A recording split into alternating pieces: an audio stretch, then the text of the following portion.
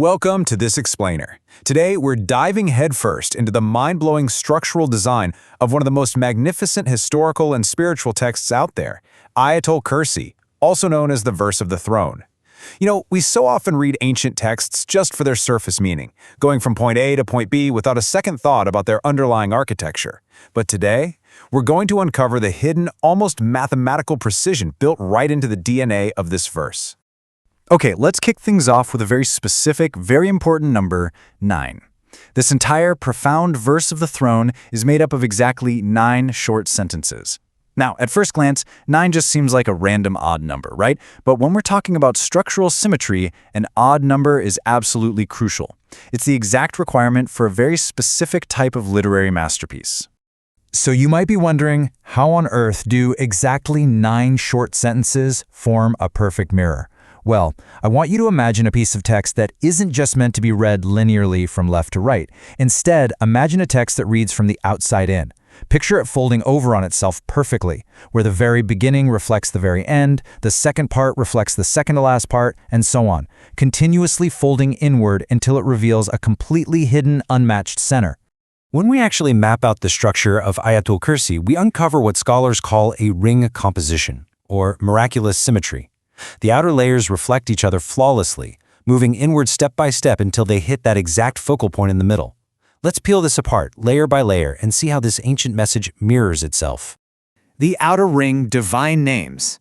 Let's start our analysis at the absolute furthest edges of the mirror, sentence 1 at the very beginning and sentence 9 at the very end. What's really fascinating here is how perfectly these two sentences pair up. Sentence 1 declares that everything exists because of Allah, using the attributes Hayyu, the ever-living, and Qayyum, the sustainer. If we fold the text over, sentence 9 concludes the entire verse with perfectly matched attributes, Ali, the Most High, and Azim, the Most Great. The text literally opens and closes with these massive foundational descriptions.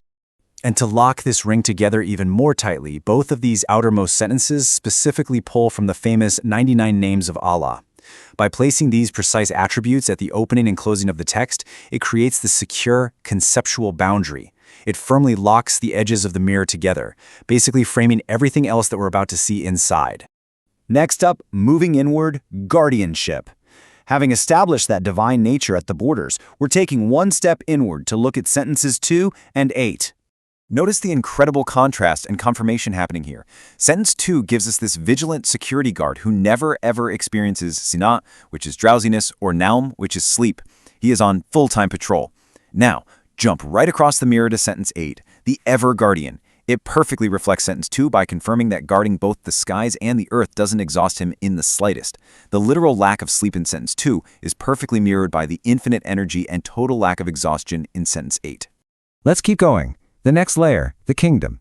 Taking another step toward the center, we hit sentences 3 and 7. To truly appreciate this layer, we actually need to understand a crucial linguistic nuance. There's a big difference between the words malik and malik. Think about it. You can rule a kingdom over people, but that doesn't necessarily mean you physically own every single object within it, right? The concept here is absolute. He possesses both the kingdom over the subjects and the literal physical ownership of everything you see in the sky and the earth. And this just brilliantly illustrates the symmetry of this layer. Sentence 3 explicitly stakes this claim. He has kingdom and ownership over everything in the sky and earth. Fast forward to sentence 7, its mirror pair, and we read about Kursi, his throne. Sentence 7 describes how this throne physically extends over the skies and the earth. The conceptual ownership in sentence 3 is mirrored flawlessly by the physical manifestation of authority extending over those exact same domains in sentence 7. All right, getting really close to the center now.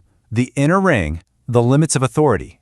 We've moved from the expansive skies down to the strict mechanics of power in sentences 4 and 6. Think about how systems of power actually work. Sentence 4 drops a heavy question about shafa, or authority. Who exactly is going to qualify your connections on Judgment Day? Who has the power to speak up for you? Its immediate reflection, sentence 6, answers this perfectly by detailing the exception to authority. It makes it crystal clear that only he gives permission to those he wills. The question of who holds authority is mirrored right back by the ultimate answer of divine permission.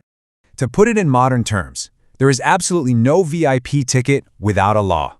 Any connections you think you have, or any authority you think someone possesses to help you, is entirely dependent on his explicit permission.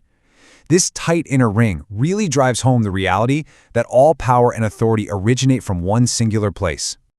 And here we are, the middle spotlight. We've matched up all the outer rings, and we've finally reached the exact unpaired pivot point of the entire mirror. Sentence 5. This brings us to the stunning climax of the whole verse. Sentence 5 simply states, "He knows what is coming ahead and what was behind." The absolutely crucial point is this. Sentence 5 is the only sentence without a pair. It stands completely alone. Think of it like the keystone at the very top of a stone archway, the single piece that locks the two sides together. And honestly, it is incredibly meta. The one sentence anchoring a text, where the behind mirrors the ahead, where the end mirrors the beginning, is a sentence declaring absolute knowledge of what is ahead and what is behind. It acts as this 360-degree spotlight. This unmatched center conceptually reveals the ultimate intelligence that authored this intricate structure in the first place. Zooming back out for a second, just take a moment to really marvel at this full structure. 9 short sentences.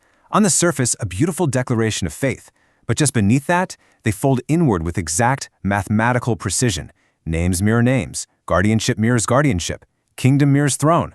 Authority mirrors permission. And all of it collapses inward, perfectly toward a single, brilliant spotlight of all-encompassing knowledge. The sheer thematic precision we've just walked through completely changes how we should read historical texts. It proves that there are layers of absolute genius just waiting to be decoded.